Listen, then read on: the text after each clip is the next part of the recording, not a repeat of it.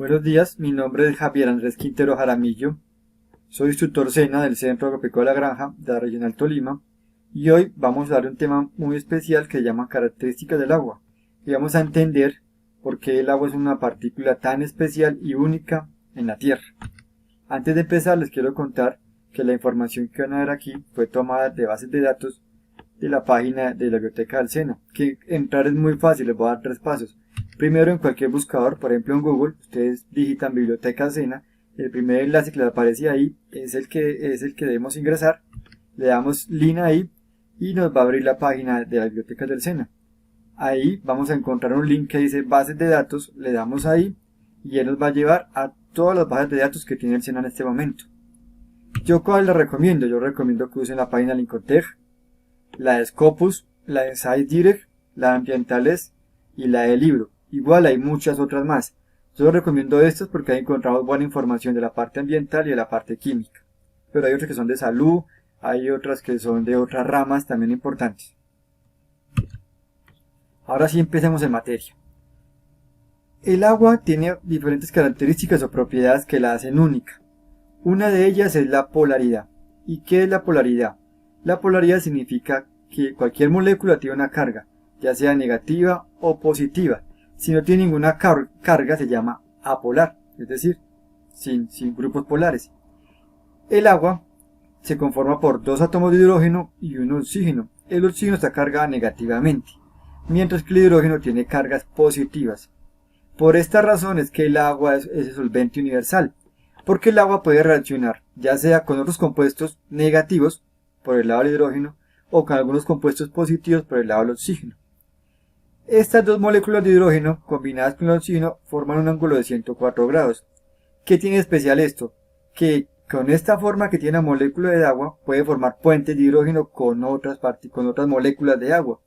Y estos puentes de hidrógeno hacen que el agua sea bastante fuerte y por eso la encontramos en estado líquido. Si no fuera por los puentes de hidrógeno, el agua fuera un gas realmente. Pero gracias a esta propiedad es que el agua que la encontramos en estado líquido en la naturaleza. Otra propiedad importante y que a mí me gusta mucho es la densidad. ¿Por qué? Como ustedes ven en la gráfica, la temperatura con la densidad son inversamente proporcional. Es decir, si notamos en la gráfica, a medida que la temperatura va disminuyendo, la densidad va aumentando. Eso pasa en todos los líquidos. ¿Sí? Pero ¿qué pasa con el agua? Cuando el agua llega a 4 grados Celsius, la densidad, en vez de seguir aumentando, tiene un punto de inflexión y empieza a disminuir. Cualquier líquido que conozcamos sigue la misma tendencia, pero el agua tiene un punto de inflexión y empieza a disminuir. Solo pasa en el agua. ¿Sí? ¿Por qué se da eso? Por los puentes de hidrógeno. ¿Por qué? Ya vamos a ver. El agua en estado líquido son unidas por puentes de hidrógeno, son lineales, ¿cierto?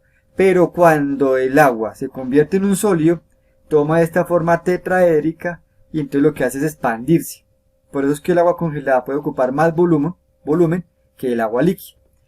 Pero ¿qué pasa? Mire que aquí podemos ver que entre moléculas de agua pueden haber poros y en los poros, en vez de haber agua, podemos encontrarles aire. Y por esa razón es que cuando uno ve un bloque de hielo siempre le ve como porosidad. Y es porque se forma la molécula de agua sólida de esa manera. ¿Y por qué es importante la propiedad? Porque gracias a eso es que gracias a eso es que el hielo flota. Cualquier sustancia, a medida que la densidad baja y se va congelando, se tiende a ser más pesado, más denso se dice. Y por ende va a caer por gravedad en cualquier líquido que lo contenga. Más si es el mismo compuesto. En el caso del agua, si yo coloco cubos de hielo en un vaso de agua, en vez de irse al fondo, como uno esperaría, flota. Y es gracias a esta propiedad. La densidad deriva de otra propiedad que se llama la estratificación. ¿Y qué es la estratificación? Pues que el agua se acomoda por estratos. Como lo acabamos de ver, como la parte más congelada, más fría del agua va a la superficie, entonces la parte de arriba va a ser la que menos temperatura tiene. Por eso uno ve en los glaciares, que la mayoría congelados está en la parte de arriba, a menos 10 o a temperaturas por debajo de 0. Más abajo en otro estrato, se acomoda el agua sólida también a 0 grados. Y más abajo ya el agua líquida que no se congeló, que permanece más o menos a 4 grados Celsius. y se forma ese estrato. ¿Qué pasa con esta propiedad? Gracias a esta propiedad de estratificación que depende de la densidad y que depende de la polaridad con los puentes de hidrógeno, es que puede haber vida en los glaciares y en los polos, sobre todo en el polo norte. ¿Por qué? Porque si todo el agua se congelara, pues los peces, todos los animales acuáticos que vivían ahí se morirían porque se congelaría. En este caso no, lo que se congelaba la parte superficial, el agua queda por debajo y entonces puede haber vida en este tipo de cuerpos de agua. Otra propiedad muy importante es que tiene una elevada temperatura de ebullición. ¿Sí? Para bullir el agua, o para llevarla al punto de ebullición, recuerden que en condiciones normales es de 100 grados Celsius, es muy alta, hay que agregarle mucho calor para poderla evaporar. Entonces hubo un estudio que dijeron, bueno, vamos a comparar el agua con otros elementos muy parecidos en su fórmula estructural y su fórmula química. Entonces, por ejemplo, recuerde que el agua es H2O. Entonces trabajaron con H2S, con H2SE y con H2T. Mire que son muy parecidos, solo cambia el elemento. Y entonces miremos solo el primero, que ustedes pueden ir viendo los demás. El primero dice que el peso molecular es 129. Digamos que el peso molecular no influye mucho en esta información que les voy a dar.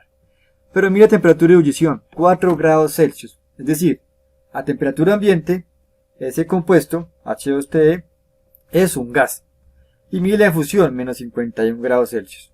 ¿Sí? Bastante baja. Y así son los demás, mire. Menos 42, menos 61. El agua, a pesar de que tiene la misma fórmula estructural de otros elementos, su temperatura de ebullición es 100 grados Celsius, recuerde, a condiciones normales, porque esto varía con la altura. Y su de fusión, o sea que se convierte en hielo, es de 0 grados Celsius. Es muy alta comparado con los demás. Entonces hicieron un estudio con estos 4 elementos y dijeron, bueno, si el agua hubiera tenido la tendencia de todos sus elementos, ¿qué pasa con el agua? Su temperatura de ebullición fuera de menos 80 grados Celsius. Es decir, la temperatura ambiente fuera un gas. Es más, por debajo de 0 fuera un gas. Eso debería ser, pero no lo es. ¿Por qué? Porque el agua es un elemento muy común, poco común, muy diferente a los demás. Empezando por su comportamiento, como lo pueden observar. También tiene un elevado calor específico. ¿Qué quiere decir?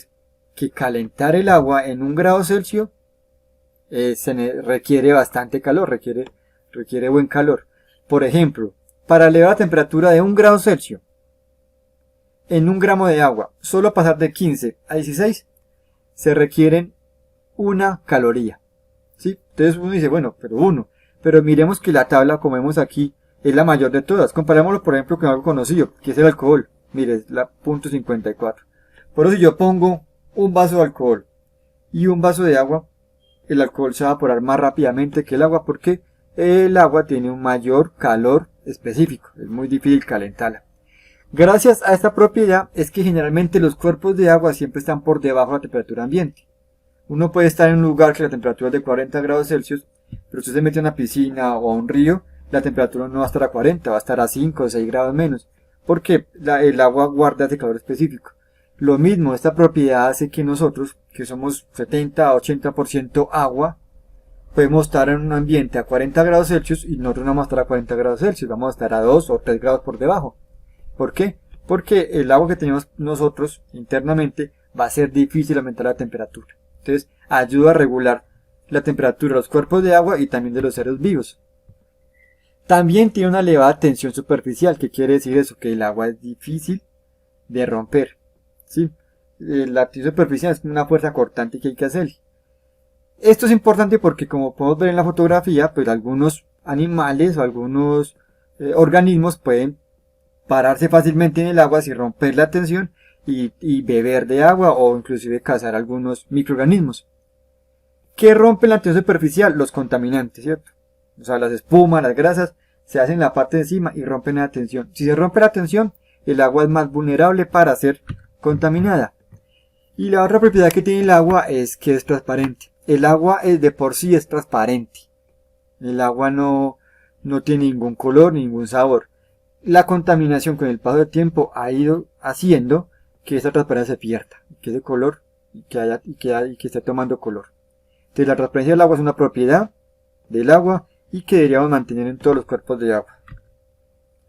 Y una que me gusta mucho, que se llama la capilaridad, que realmente la capilaridad es la unión de dos fuerzas, de la cohesión y de la adhesión, Y esto se divide en dos. Primero, la fuerza de cohesión es cómo las partículas de agua con los puentes de hidrógeno se unen entre ellas y se mantienen fuertes. Por eso es que es tan difícil evaporarla, porque los enlaces son fuertes y es difícil romperla.